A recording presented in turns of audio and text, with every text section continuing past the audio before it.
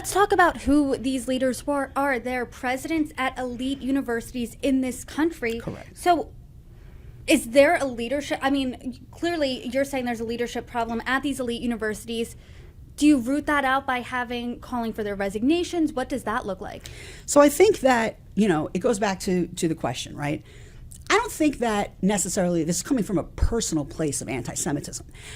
I think that the problem is much bigger than that. I think that the problem is there's a fear. Obviously, as you said earlier, this didn't start with October 7th. There is a long-standing political conflict in that region. And I think that these presidents of these universities are afraid. They're afraid of what that backlash might look like if they do anything that's perceived as taking the side of Israel.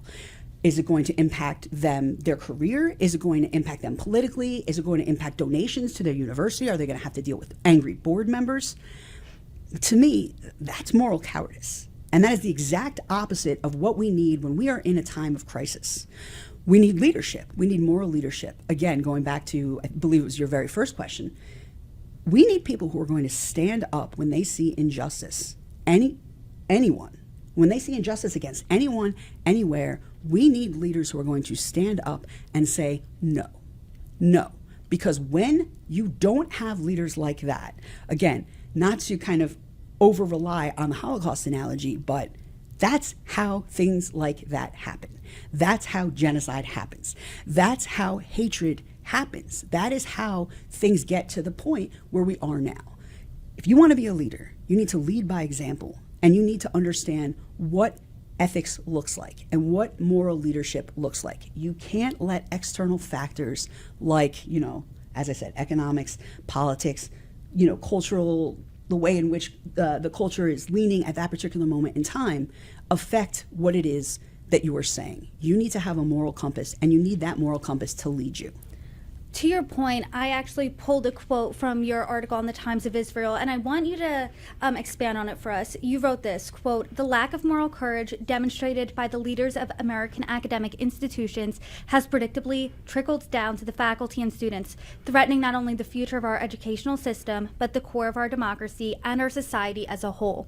Can you talk about that a little bit?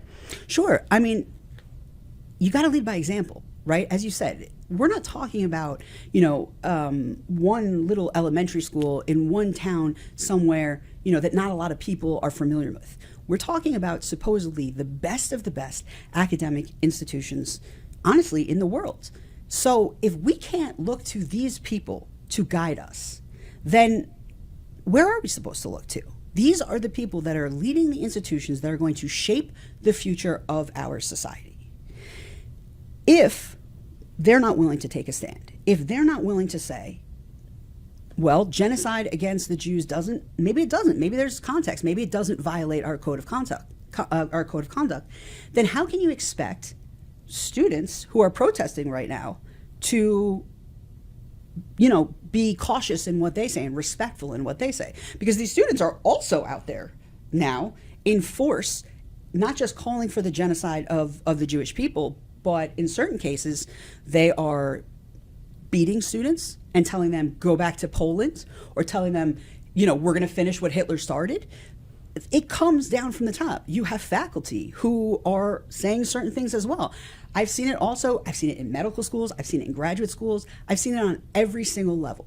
The rise in anti-Semitism happens when nobody is willing to stand up and speak out. And why would you think, if there are no consequences, if there are no consequences when the president of an elite university says it, then why would you think there are going to be consequences for anybody who is less than the president of a university, so a faculty member or a student or anybody else? You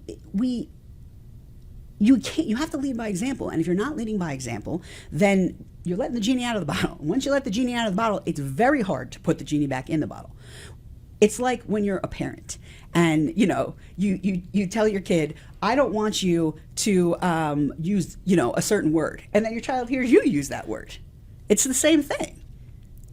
To your genie in the bottle analogy, it does feel like this is very unresolved. there is a sort of genie out of the bottle right now. We're seeing still protests. There's not a resolution here. Just today, before you and I talked, Columbia did cancel its main graduation.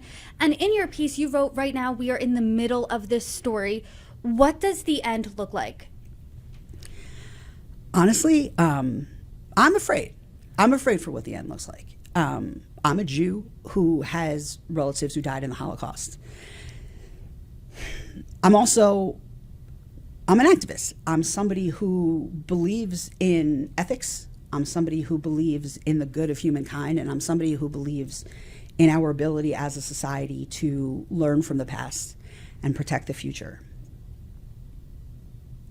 What we're seeing now scares me. It scares me for the future of my children. It scares me for the future of society, democracy, everything that I said in that article. Because we need people who are going to stand up and speak out against the treatment of people as unequal. When you look back at the Holocaust, to me, what stands out is that an entire society was able to turn against their neighbors. These are people who they had over for dinner. These are people who kids played with. They were friends. Families went out to dinner. And all of a sudden, they were the enemy. They were the other. College campuses. College is a place you go to. You meet friends for life. People that come from different backgrounds, people that came from different states or different countries. They're not like you. You didn't grow up with them, but something bonded you in college, right? You took a class together or you had a night out together or something like that. And that's the beauty of college, right? You sat together outside maybe on a nice day, you had a conversation. What's happening to that? What's happening to that? What is happening to our ability to look at each other and find the similarities that bring us together and unite us? Instead, it's not one place. It's not Columbia. It's not Harvard. It's not UPenn. It's not Yale. It seems like it's everywhere. And it seems like this hatred is spreading. Because it's not just anti-Semitism. When one hate rises, all hate rises. So we see this rise in Islamophobia as well, and we see this rise in xenophobia. And you wonder, where's it going to stop? When is it going to stop? Because, like I said, once the genie is out of the bottle, how do you put it back in? Where does it end? There don't seem to be consequences.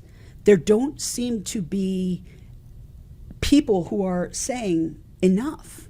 There doesn't seem to be a way that the administrators at these places, at these colleges and these universities, are able to bring people together. Canceling a commencement ceremony? I never thought we'd get to this place. I never thought we would.